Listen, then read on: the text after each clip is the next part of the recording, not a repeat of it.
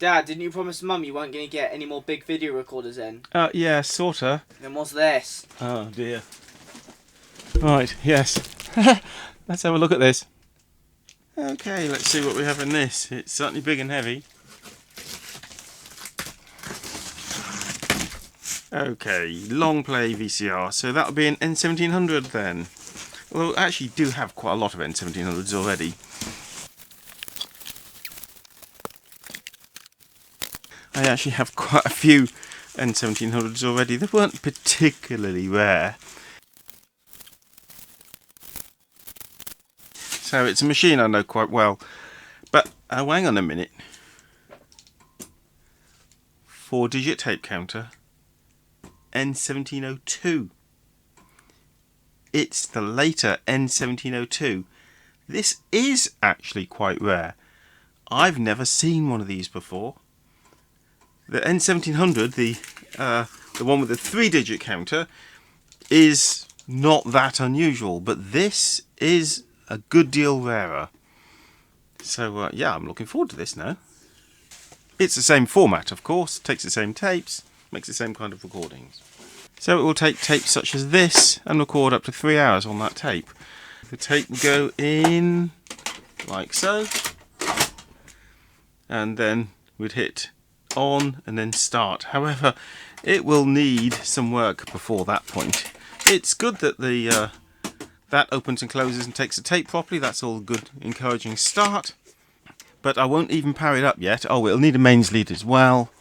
Let's have a look around the back. Occasionally these have AV outputs fitted, usually not. Okay, so this one takes figure 8 mains cable cassette lead. It has got aerial in and out only and no AV ports, but we have boards ready made up for that.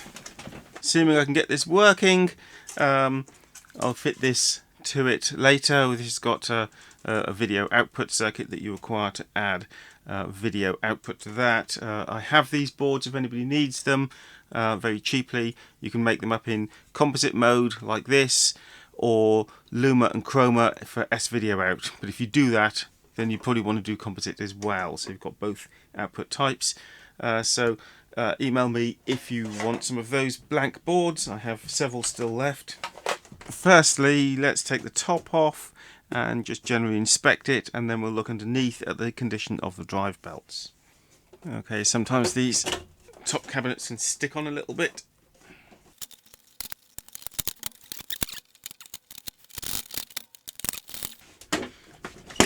There we go. The head drum actually says N1702 on it, so it presumably is the original heads. We'll inspect those head tips in a minute before we go too far. A little bit of rust going on here, but otherwise looks pretty clean actually. Pinch roller looks like it's had some hours. Yeah, a little bit dirty, but what's a bigger concern is when they go barrel shaped, and it looks pretty straight. And we'll clean the capstan as well.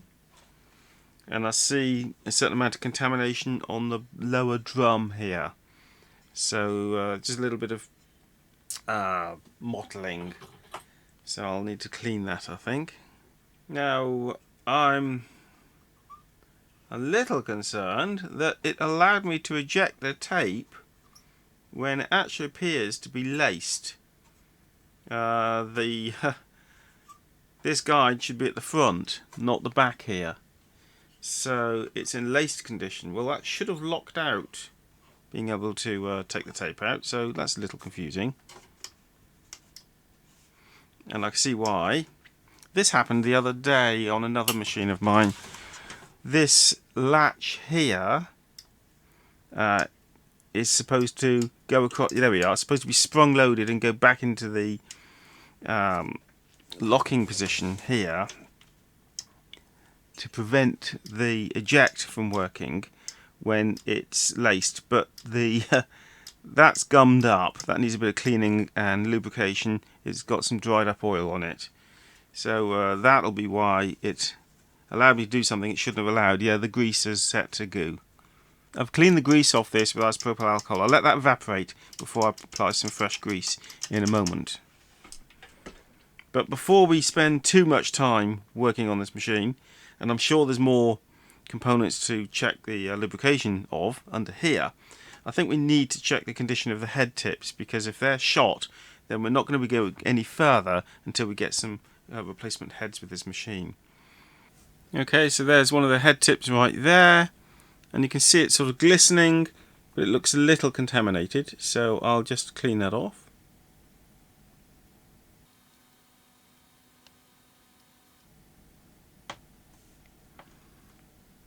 Okay, that's better. It's still not perfect, but it's a lot better. I think it'll just polish up on a tape now.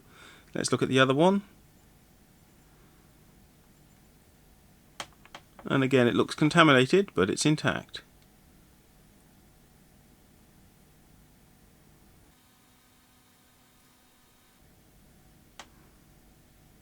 Similarly, I've got it clean enough for now. It's not spotless, but good enough that I think we'd get a picture. So I won't go any further with that for a moment, because there's plenty more to do. Okay, let's have a look underneath. So the deck is handily mounted here. There's one of the two possible screws in there, and this seems a little bent. So it's had some attention in the past, potentially. Let's have a look at the deck and the drive belts underneath. This is the drum belt, and that is stretched beyond all imagination. That's a miracle it's still hanging on there at all. So that needs replacing, certainly. And access is awful here. It's such a fiddly thing to change that belt. There's the capstan belt, which appears to be in fairly good shape, actually.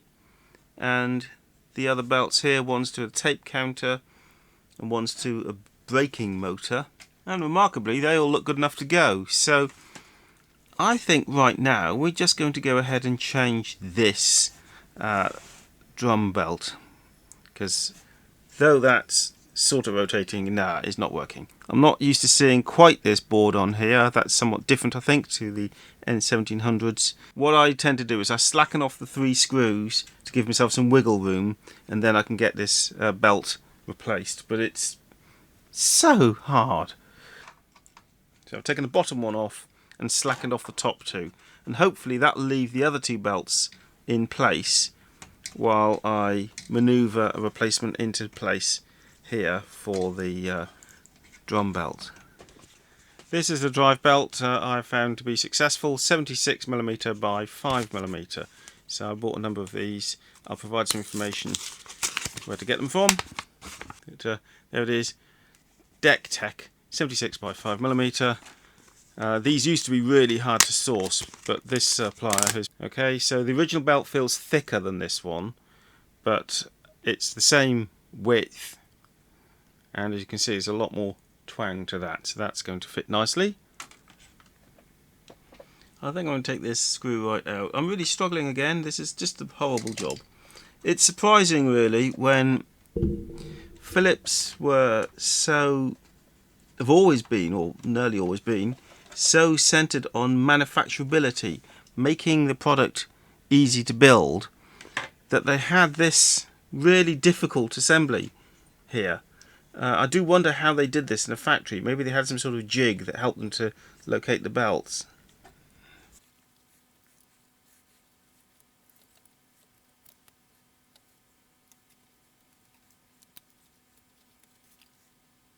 And what sometimes happens is you get it just right and then the belt falls off. That's another thing that happens.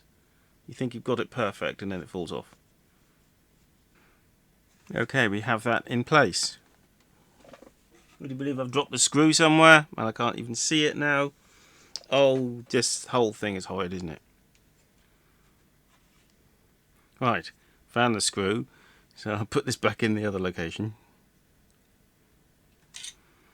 Okay, all the screws are in place and all the belts are in place. So we can leave the bottom area for a moment and go and work on the top. So let's lift up this the board here. Something doesn't feel quite right here. Something's not quite right, because there should be a switch behind the play and record. And I can see the record, but I don't see the play switch, and this all appears to be a bit loose. So something's happened to this board, I suspect. Yeah, the actuator's snapped off the play button. That isn't going to work. So we will have to probably replace that switch with one from a scrap machine. Because I don't think there's much chance of finding the part and gluing it into place. Oh, that's a nuisance. That's quite a bit of work. I've had to do that once before. Yeah, I'll have to find a scrap machine. It could be any of this series of machines, and I should have something in my storeroom with one of these panels on it that I can raid the switch from. It can be this. I think the two switches are identical, so I could raid the record one. I'm just checking for dried up grease. I think the grease has probably gone a bit gungy on these sliders too. Let's swing it round. Yeah, I'd be surprised if these levers work properly, so I'll clean that up as well. You know what that is? That's the top part of the switch, or part of it, like the one that's over here. So that's the collar. So we also are missing the spring, the plastic, and the retainer, which might well be floating around the deck here somewhere. Okay, I've found a spring as well in here somewhere. So really I'd like to find the rest of it, which is the plastic, which must be in here somewhere. It's quite possible that when this shaft part broke in here, that the spring will have fired the plastic component off somewhere, and it may not still be in the machine. It could be absolutely anywhere. I think I'll just tip the machine over and see if it falls out. Okay, well it hasn't fallen out. Let's just hope it's not in somewhere that it's going to do some harm. Okay, I have more cleaning to do. Whoops. And of course we need to sort out this problem with this switch, which has been left in what mode? Probably been left in the stop position. Probably. But what I'd like to do is just power it up and hence see if it will unlace, which it should do. Also have a look at the clock, because the clocks fail a lot on these. So let's just power it up and see what it does.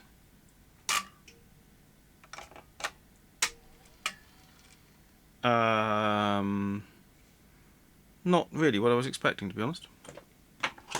Let's try this unloading gear, just make sure that's not jammed up. No, it's not. Try that again.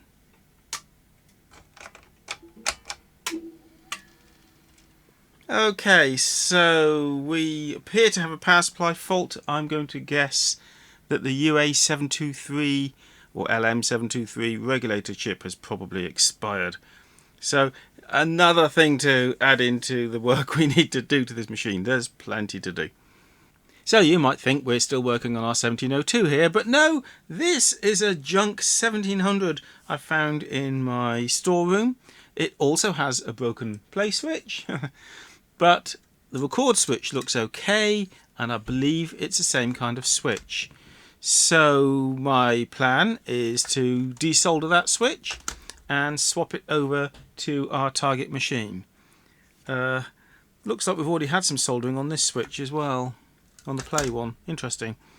So whether I use this machine or desolder braid, I haven't decided yet.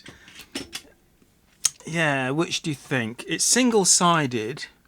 I think we'll try with the desolder pump, but I think I may have to use the solder wick. But let's see how we get on. By the way, this scrap 1700 has the captive power cable. I much prefer the plug-in one like the 1702 has.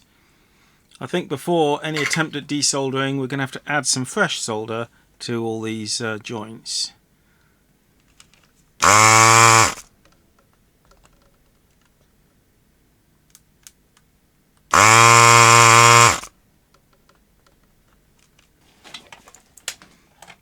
No, that's just not working. I think the pins may be a little bit too long, so we'll go with desolder braid.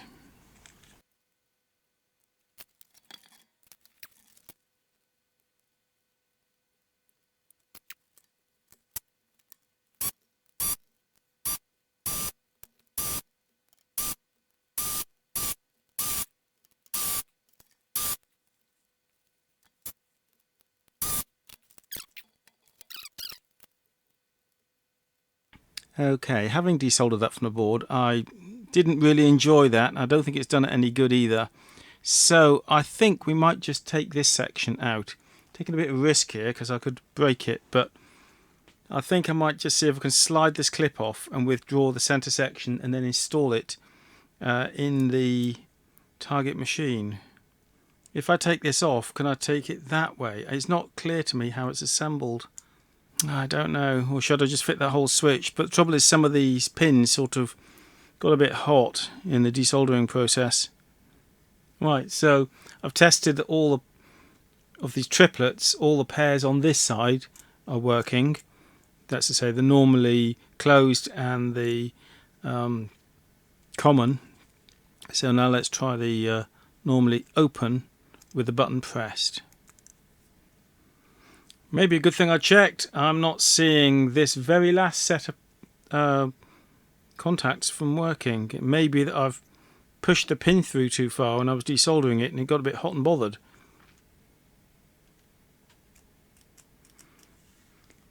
So no, I cannot get that last pair of contacts to work at all. Even once I've cleaned the switch with deoxit, and actually the ones on the opposite side, they work most of the time. They're working now, but earlier on I was getting, I'm getting some odd resistance values on that. It's not always really zero. So I don't think the switch has either survived the move or was any good in the first place. So I now have a problem. That's not going to work. So I can I can release this bit, but I don't know if that's going to help me to get the switch apart. But let's try it anyway. So I can just push this clip off, do you think? With my fingers? I think so. And then try not to let anything fire across the room. So that's that metal clip off. We never found this on the other video recorder. And now the spring and red part. We got that from the other video recorder. And now, can I push this through the back? I can, but I need to make sure I don't lose any of these. Oh, it's going to be quite hard to reassemble like that. So there you have to sit like that, squashed in as I go through. What chances of then being able to put all those together in the other machine? Well, I'm going to have to try, and hopefully the contacts themselves are okay. So there's 6 sets of spring contacts I need to put into this as I assemble it into the other video recorder. Problem.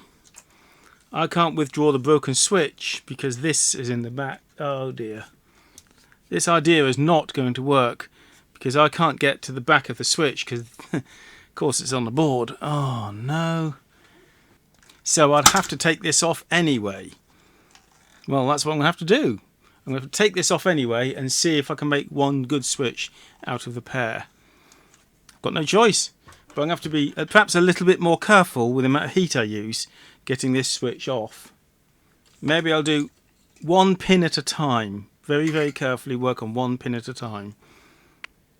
Maybe also I'll do this under the microscope. You'll get a better view as well. So let's do this under the microscope. Okay, so that's one pin desoldered, and we're going to go along like that with every one, being very careful not to melt anything.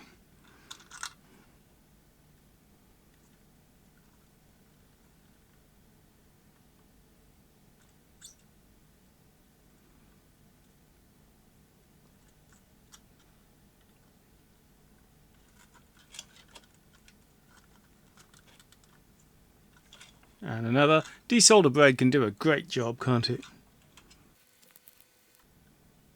Okay, so we're making great progress. We'll carry on like this. So the desolder braid I'm using is Chemwick rosin by Chemtronics USA, and this is the best desolder braid I've ever found anywhere. I'm really impressed with it. It's doing a great job.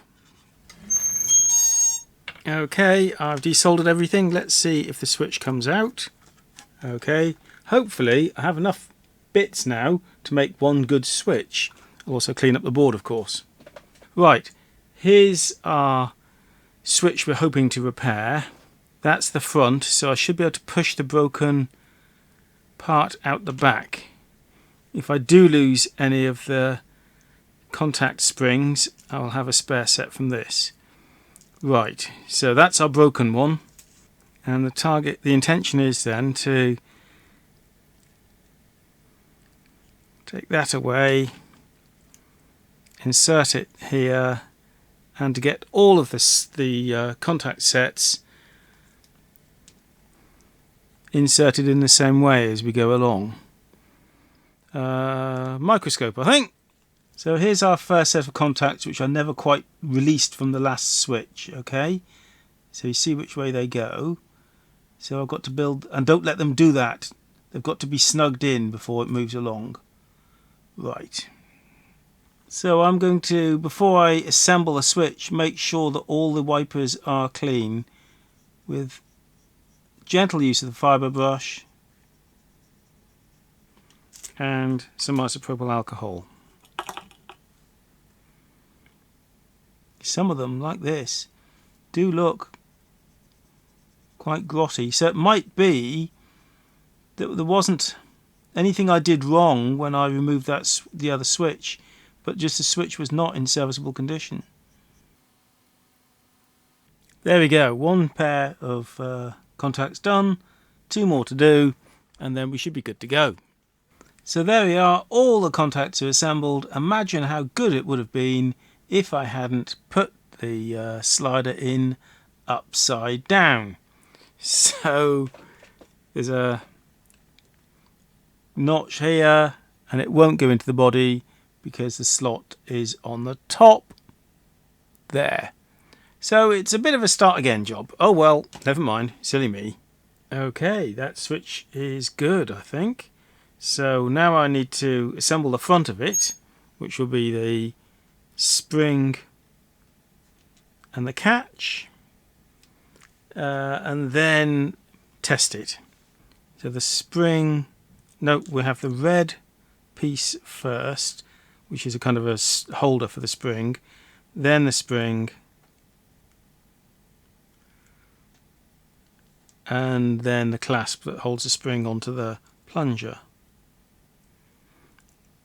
Inevitably this is going to be a bit fiddly because you're fighting against the spring when you're trying to put the clasp on.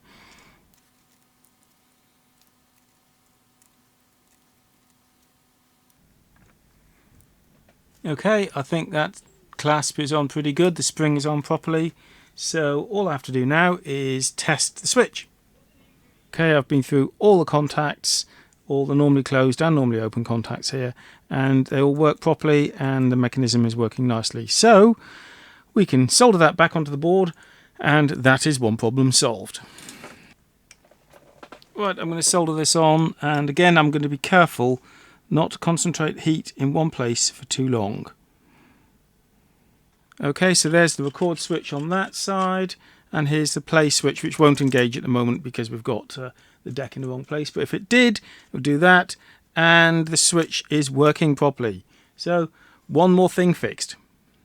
Okay, having sorted out the switches at the top, let's return back to this bottom panel, because the way it's behaving is quite indicative of the 12-volt line being missing, which is usually caused by the regulator UA723.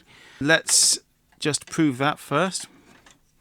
So we should be able to make some measurements around the transistor 2N3055, which is there, and what we should see is a highish voltage going in, about 16-17 volts going in, and we should see 12 volts coming out, and just over 12 volts at the base. So the input is the collector, which is the body here, or this terminal.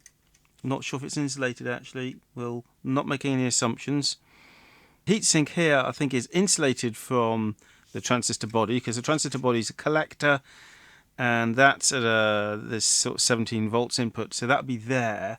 We mustn't slip across to here because that's going to be ground, as it's on the chassis.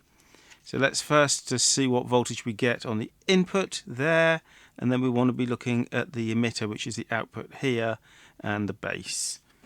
Okay, so let's just switch it on. So the input, it'll work better when it's plugged in.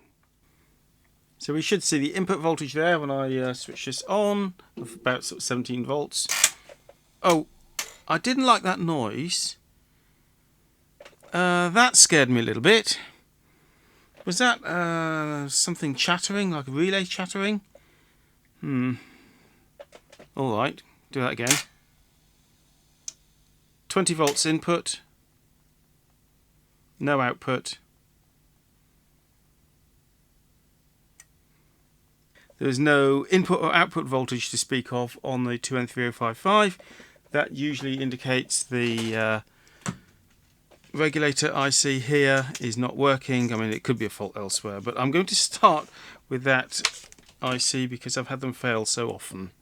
So that's IC 101. It says UA723. That's down here, but the actual part fitted is marked RC 723, which is just going to be Rayovac's part. And note that there's a resistor. There's a resistor here, which I need to be careful to refit. So that'll be on pin 10. Okay, that'll be on pin 10 of the IC here, but it does not appear on this schematic because my schematic is for the 1700, not the 1702, or it's just changed during production. So we'll desolder that. What I'm going to do is fit an IC socket, and that makes it easier to sort out. Though, do I have a spare part? Because I don't really want to fit the one from the scrap machine because it might not be any good either. Okay, so I have a socket and IC, so that makes the whole job a lot easier. So I'll use desolder braid and get that IC out, and the socket fitted and a new IC fitted, and see where we are. So here's the PCB, and this is our resistor and our 723 in here. So on the other side we can see we have the part fitted the correct way around. Pin 1 is at this end, in an IC socket, so we're ready to give that a whirl. Right, if that's solved the problems, when we switch it on it should unlace, I think, and we should see the clock. So let's have a go. No, I don't think that's fixed it. It was worth trying, but no, we have to investigate further. Okay, so this should be the 12 volt output, and we're getting about 5 volts. Okay, and the base 5.5. So it's different since we changed the UA723, but not fixed. Maybe we have a problem with this transistor or something else. You know, I've just got a funny feeling about those regulator chips, those 723s. I'm not sure I trust it. So that's the part I fitted, and it says that it's LM723 from STI, made in China. But I have some different LM723s from STI here, made in China. But the body is slightly different. It's just different. In fact, these are different to each other. I'm just wondering if something here may not be a genuine part. I'm going to try a different one of the ICs, and we'll look for that 12 volt. Okay, I've changed that. Let's look at the 12 volt supply, which is on the transistor emitter, this one. Ready to switch it off very quickly if that goes to above 12 volts. Okay, so 5 volts. I'm going to have a look at the output from the regulator on pin 10, which is the one I believe that's got the resistor on it. Because according to the manual it should be about 13 volts. Let's see what voltage I get on that. So we're aiming for 13 volts. 6. What's the supply voltage for the IC at pin? Right, pin 13 should be at 14 volts.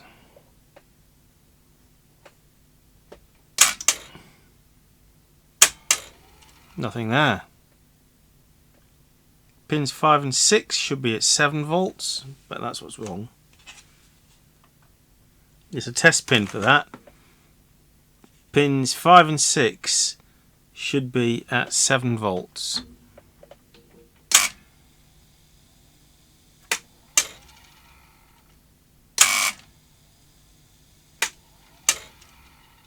No. Well, they should be. So I don't trust any of these regulator chips now. I'm just totally unhappy with them. Okay, I've changed the chip one more time. Let's see if we get 7 volts on the little green meter and 12 volts on the blue one. Well, not exactly, but at least I get 7 volts now.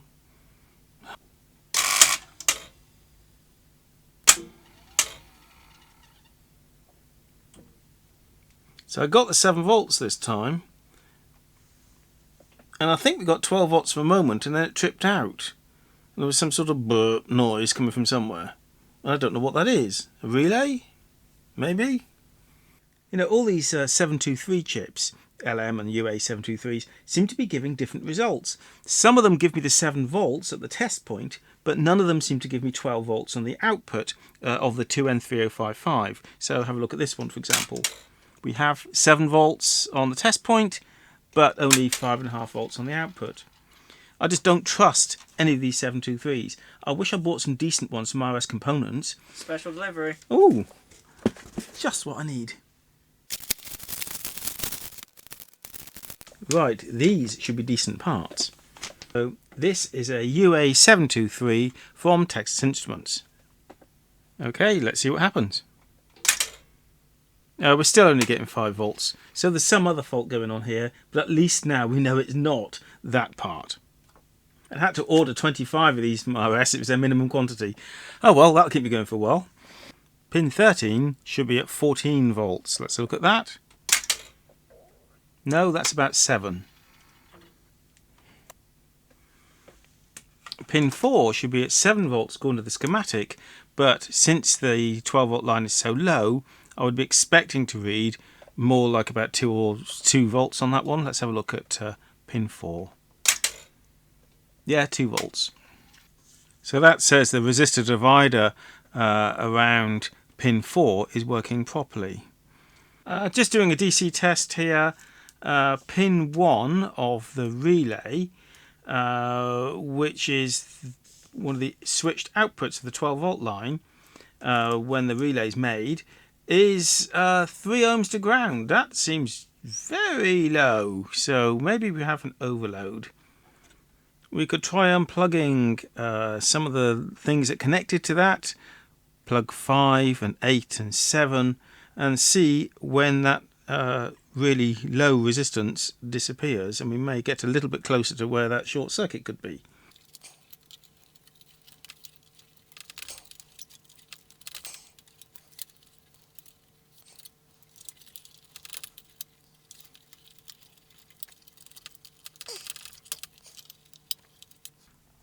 Okay, I've unplugged pretty much all of the connectors. Let's look at the resistance to ground on pin 1 of the relay. Okay, it's many k ohms. So what I'm probably going to do actually is use the other multimeter on that pin in continuity mode and listen to when I reconnect these. You see which one short circuits pin 1. There it goes. So starting from this end.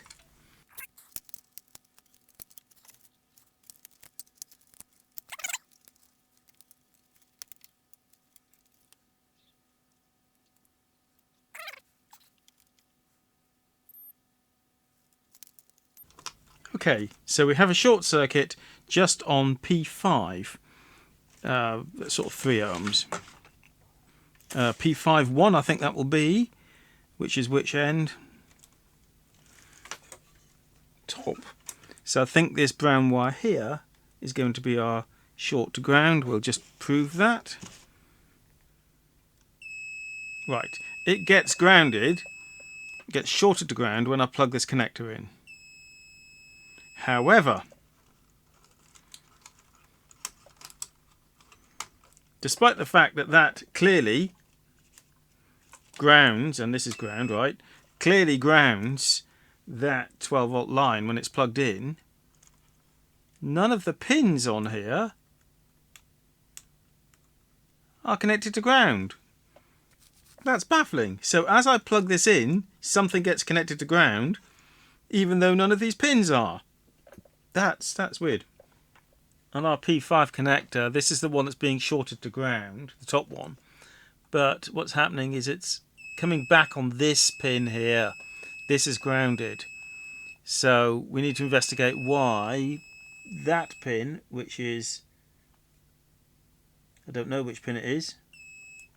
1, 2, 3, 4, 4. Pin 4, I think. Why that pin is at ground, because what's happening is when we're plugging this in, that's then looping back from there to here and grounding pin 1. So we need to find out why pin 5, connector 5, pin 4 is at ground potential. If that's wrong, or if it's supposed to be that way, and whatever's out here on pin 1 of connector 5 shouldn't be connected to it. So we really need to investigate where connector 5's wiring goes, especially pin 1 and 4. So I think what's happening is P5-1, a 12 volt line, is being sent out to a set of switches on the deck, and then coming back and then going via relay, and it basically goes to the threading motor. So what we're seeing is the threading motor, about 3 ohms, seems a bit low, so maybe we have a short circuit threading motor or something. It seems a little bit low, that, doesn't it? So I think it's just tripping out the 12 volt line. So we need to go back to the top of the deck and investigate the threading motor, maybe unplug it and see if our short circuit goes away. Can you unplug the threading motor? Can't quite remember. Let's have a look. So the threading motor is this one. I think it's wired in, that one. So this is the motor wiring here, and it goes to this filter board and then off down here. I could desolder it, I suppose. I might have to. But it should be connected where it plugs in at P5-4 and P5-6. Well, we know that, don't we? So yeah, I'm gonna have to desolder the motor, I think, to prove that that's where we're getting our short, because we know we have it on P5-4. Yeah, I'm just gonna have to desolder one or both terminals of the motor.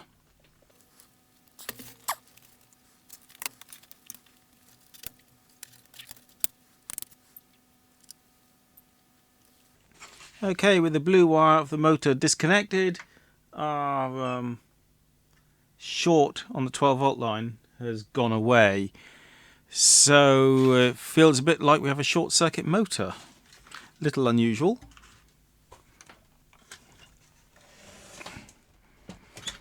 But just, you know, let's see what happens now. So this blue wire is disconnected. Let's leave that disconnected for a second.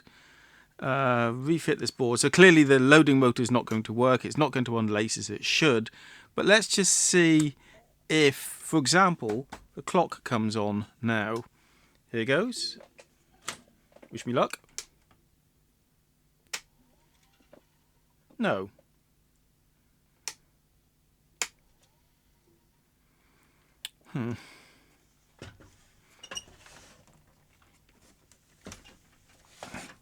But does our 12 volt line come up?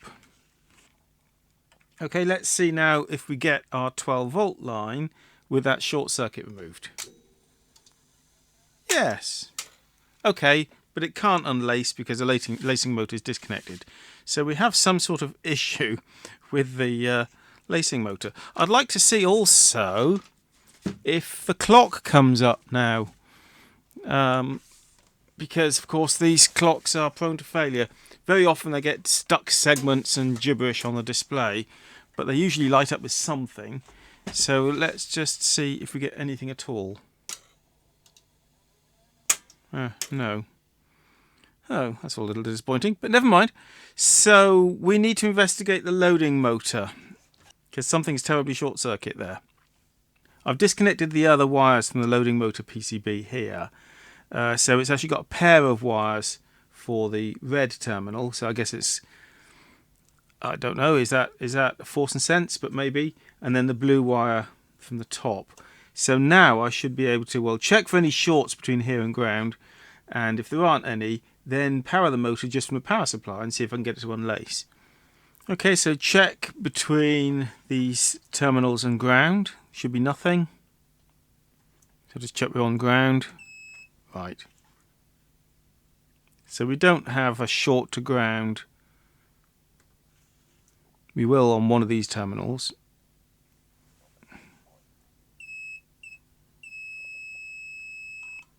Which is as intended because it's trying to drive the motor. So as we don't have a short to ground, let's look at the resistance across the motor. Is 2 ohms right for a motor? Seems low to me. We do have a couple of filter components. Maybe one of those has gone short circuit. Not terribly likely, but let's disconnect the motor itself from this end of the board just to eliminate any possibility of those filter components having gone short circuit. And if we still see 3 ohms across here, then we have a short circuit motor. Yes, we do seem to have a short circuit motor. I will check the resistance of the motor on the scrap machine and see what that tells us. There's a scrap machine, and across its terminals we're seeing 133 ohms, something like that. So our loading motor's gone short circuit on our target machine. Unusual fault. So it looks like we're going to have to raid this motor off here and put it into our target machine. Okay, this is raided from a scrapper. The gearbox assembly sits underneath this. It's held on with a small circlip, but I think we can leave the original gearbox on this machine. It's held on with 2 screws. So let's swap that over. So here's our target machine. Let's give ourselves a bit more space. I'm still surprised that the eject is working on this. I don't understand why that works when it's in a laced up condition. Maybe it'll become clear later. This arrangement here is very slightly different to the 1700 I've just raided the motor from, but it's fairly obvious, I think.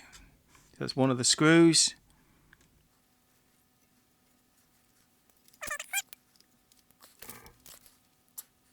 Okay, I've undone this screw here, which also secures the audio and control head wiring. And now there's this screw at the back.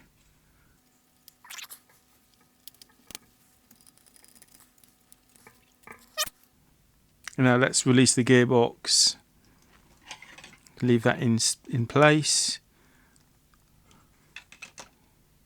I think now it should come free.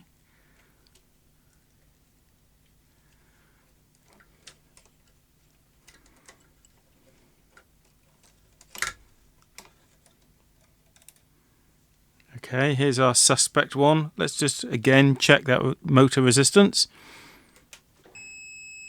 It really is 3 ohms across that motor. And now here's our replacement one. Different values than what I got earlier. It may be due to the position of the rotor. Okay, I'm getting different values, about 12 ohms on this one.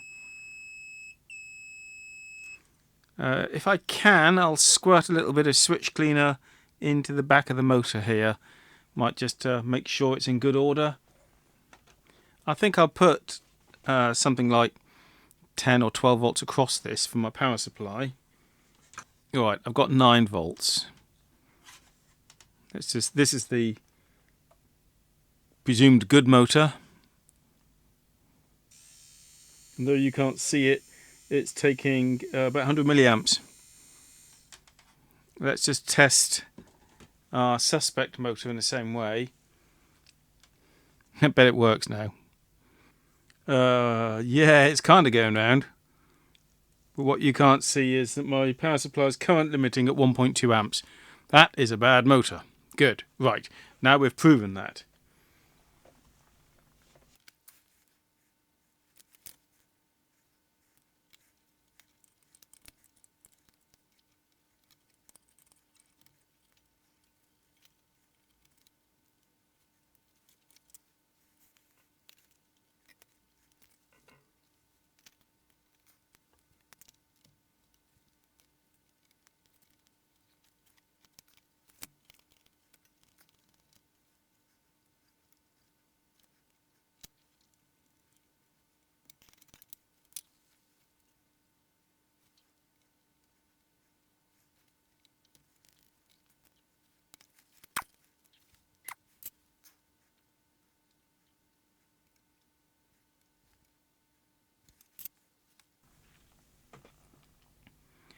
Okay, so we now have a good motor correctly fitted. And we know we should get the 12 volt line back again, even if the clock doesn't work.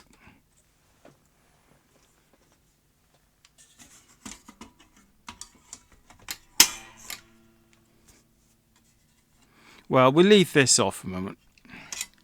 What we hope to see when I power it up is for it to unlace at this point. Here it goes. Nothing happened. It might actually need the cassette carriage in to unlace.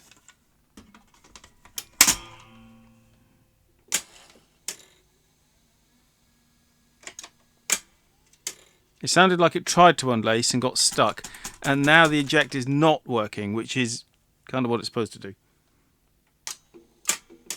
So the unlace got jammed.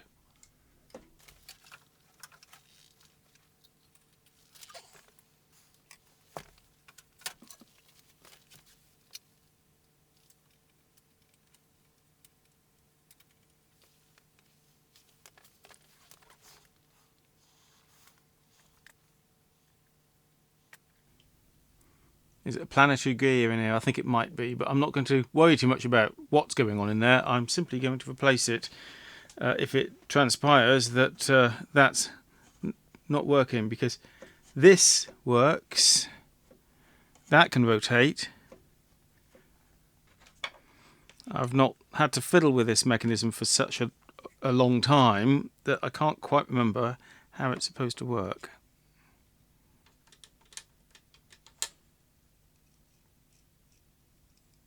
No, there's not a fault with the gearbox. The original gearbox is fine.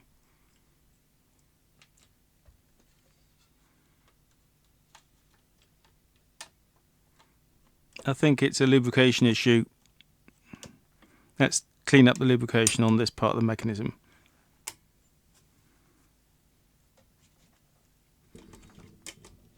Okay. A little bit more progress. Maybe. So I'm not expecting it to do a lot now because it is unlaced. Well, let's just power it up and see what happens, but probably nothing. Nothing. So let's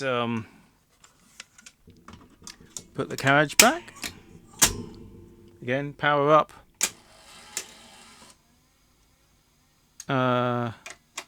Seems to be in fast forward mode. Or something. Rewind is working. Play might be working. Fast forward is working. But it's running the motor in its stop position, which it shouldn't be. So we've gone laced where we didn't want to. It may have a timing issue with the... Yes, it's laced. It shouldn't be laced at the moment because there's no tape in there. Oh dear, oh dear. Let's defeat the anti-eject mechanism thing. Well, at least that's working properly now. So what's it doing laced up? It's not supposed to be laced now. Because what we don't want it to do is continuously run the loading motor. If it is, then something's wrong. Okay, so let's just power it up. I need more hands than I've got.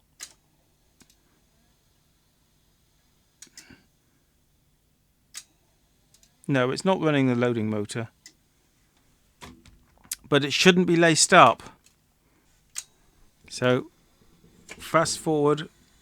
That's working.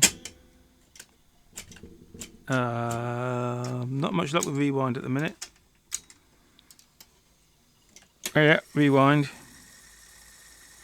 That's all correct and proper. And start, play, yeah, it's running the... I mean, that is working. You've had a tape in it if you're trying to play it. But what's not happening is when I press the power button, it's not unlacing.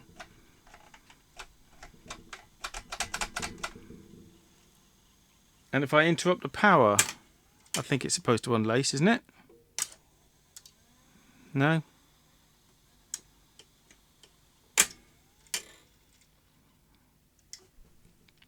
There is another off button. Is it this micro switch here?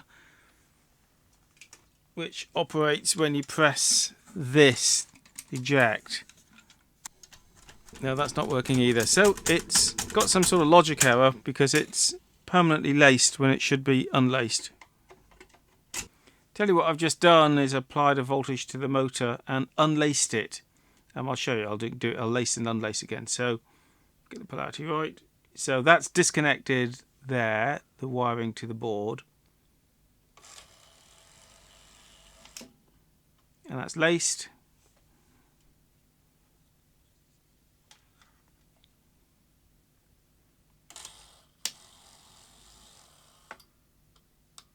That's unlaced. So it doesn't appear to be a mechanical problem other than the possibility that we've got something mistimed relative to the set of switches here that's telling it where the mechanism is. Okay, I've found that some of these switches weren't being activated because some of these sliders were jamming up and so it wasn't being able to travel properly. So I have greased and cleaned, or maybe slightly over greased, some of these actuators that were sticking before. I don't believe that there is any timing to do. I think the way the gearbox works is that the top is driven and when this is held, the bottom rotates to do the lacing and unlacing until it can't, and then that gear rotates. So I think that's the way it works, that the one rotates until it can't and then the other rotates. So there's no timing to set up because it will just self-time. I think that's right. Well, look, I've still got problems with it being permanently laced. I don't know why it's doing that, but when it is laced, it seems to work. So just for a bit of testing purposes, I've plugged the aerial cable into this TV. It doesn't have an AV output yet. It's only got the modulator. But let's just see if we can get any kind of picture on this TV. It will lace up. Like that. Bit of screeching and unpleasantness, but let's see what we get.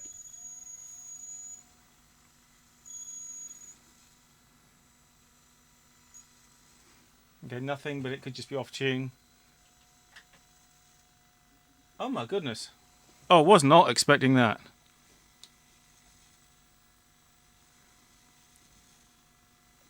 All right. Just adjusting the tracking. Right, okay, so that's good enough for now. I will fit the AV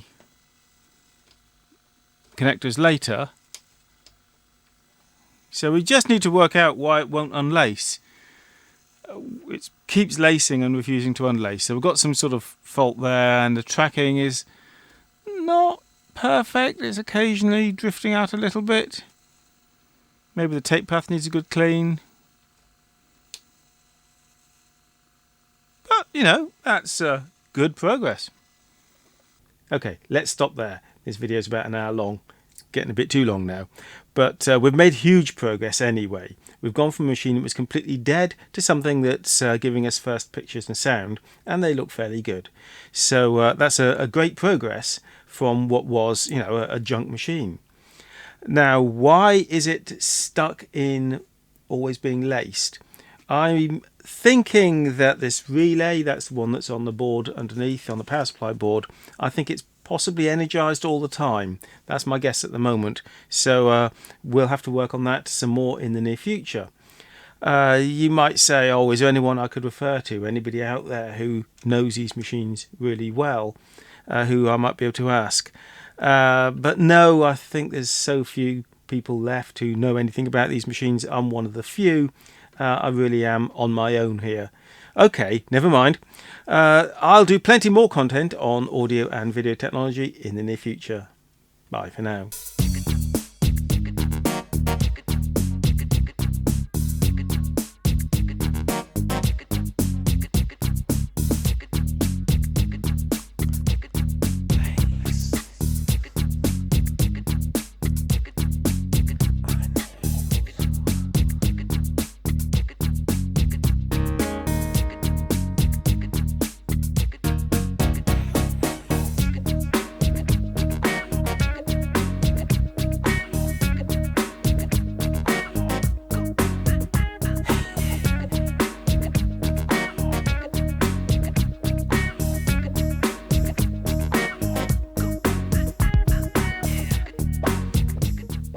Right, though we will be working on this shortly, this is not my project for next week, or possibly even the week after. I've got a few interesting things coming up, so do come by and have a look at some of the interesting things that are turned up at my doorstep.